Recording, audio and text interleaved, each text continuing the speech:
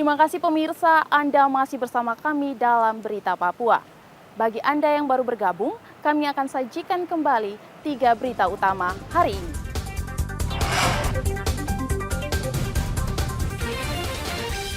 Disandera organisasi Papua Merdeka selama 19 bulan 14 hari, akhirnya pilot Susi Air dibebaskan. Pengunjuk rasa bertindak anarkis, polisi disorong tembakan gas air mata.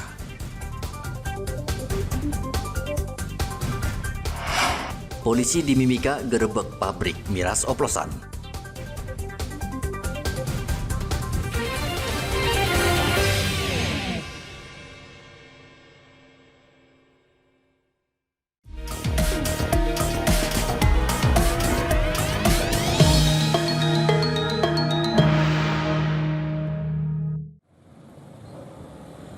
Provinsi Papua Selatan merupakan salah satu kawasan yang rawan saat pilkada serentak pada bulan November mendatang. Bawaslu Provinsi Papua Selatan tengah memetakan wilayah mana saja yang patut mendapat perhatian serius aparat keamanan. Dari 4 kabupaten di Provinsi Papua Selatan, yakni Kabupaten Asmat, Mapi, dan Bovendigul, serta Merauke, Kabupaten Asmat dianggap berpotensi paling rawan dalam pilkada nanti. Bawaslu juga mencatat potensi kerawanan juga terjadi saat distribusi logistik ke kawasan terjauh dan terluar. Jadi dari secara keseluruhan dari hasil indeks kerawanan pemilu yang dipetakan oleh Bawaslu, kita untuk pemilihan bupati dan gubernur di seluruh wilayah Provinsi Papua Selatan itu diprediksi akan bisa berjalan kondusif. Yang mungkin nanti agak sedikit hal-hal yang mungkin nanti akan bisa menjadi rawan itu terkait dengan hal-hal yang menjadi bagian dari tahapan untuk misalnya distribusi logistik. Ini kan karena kita punya daerah yang jangkauannya cukup luas, kemudian hal ini bisa menjadi cukup rawan. Selain itu untuk kontestasi itu kan karena dari Mapi itu 5, Bovendigul 4, kemudian Asmat 2, lalu Merauke 4 dan Gubernur 4. Yang mungkin nanti agak sedikit punya kontestasi yang cukup panas mungkin di Asmat karena itu head to head. Jadi memang kita sudah memetakan itu, jadi langkah-langkah Bawaslu untuk mencegah hal-hal yang berkaitan dengan pelanggaran-pelanggaran itu sudah dilakukan dengan melakukan beberapa bimtek dan juga sosialisasi terhadap peraturan-peraturan terkait dengan kepemiluan yang saat ini sedang tentang pemilihan yang saat ini sedang dilaksanakan. Bawaslu berharap kerawanan tersebut bisa diatasi jika semua pihak paham dan mau mentaati seluruh peraturan yang berlaku. Oleh karena itu, Bawaslu akan terus melakukan sosialisasi peraturan pilkada kepada masyarakat dan peserta pilkada. Muhammad Ridwan melaporkan dari Merauke, Papua Selatan.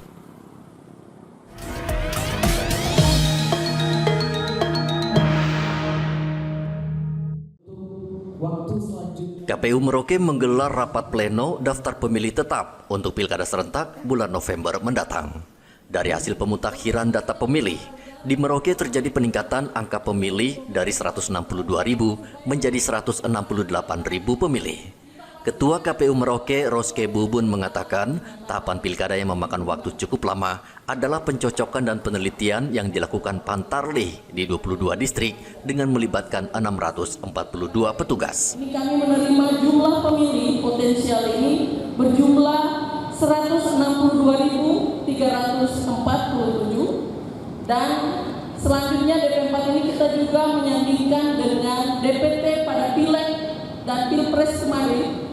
DPT kita, DPT terakhir pada Pileg dan Pilpres berjumlah 162.942 dan selanjutnya tadi proses coklit dilakukan oleh petugas pemutakhiran data pemilih selama 1 bulan dan kita kemarin telah menetapkan DPS daftar pemilih sementara untuk tingkat Kabupaten Merauke yang berjumlah 166.127. Kalau dilihat dari angka-angka ini, maka pemilih terbanyak untuk di wilayah Papua Selatan ini berada di wilayah Kabupaten Merauke.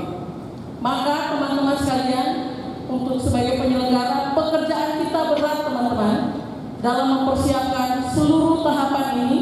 Kita punya waktu yang sangat-sangat singkat untuk mempersiapkan sampai di tanggal 27 November 2024. Penambahan pemilih di Merauke seiring dengan status Merauke yang menjadi daerah otonomi baru atau menjadi Provinsi Papua Selatan.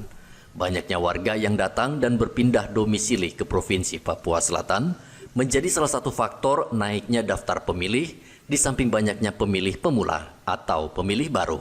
Muhammad Ridwan melaporkan dari Merauke, Papua Selatan.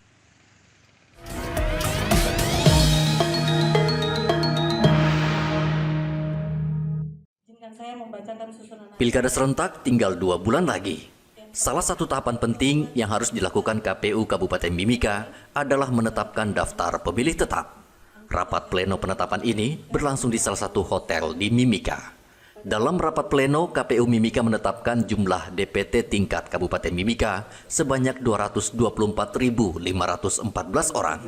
Jumlah itu berkurang 12.000 suara lebih karena saat Pileg lalu, DPT Mimika berjumlah 236.995 pemilih.